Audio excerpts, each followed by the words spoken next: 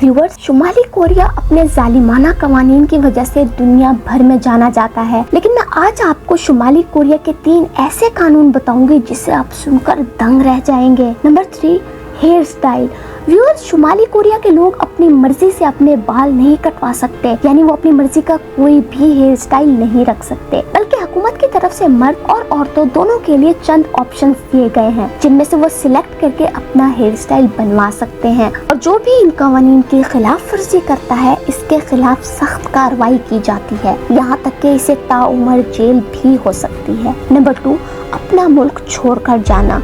Viewers, पूरी दुनिया में लोग ट्रैवल करते हैं और दूसरे कंट्रीज में जाकर सेटल हो जाते हैं, लेकिन शुमाली कोरिया के लोगों को अपने मुल्क से बाहर जाने की इजाजत नहीं है। और अगर कोई कोशिश भी करता है मुल्क से चोरी भागने की, तो शुमाली कोरिया की बॉर्डर मिलिट्री इसे देखते ही गोली मार देती है। Number 1, internet. व्यूअर्स, क्या आपने कभी किसी शुमाली कोरियन एथलीट के बारे में या फिल्म स्टार के बारे में या ड्रामा एक्टर के बारे में सुना है?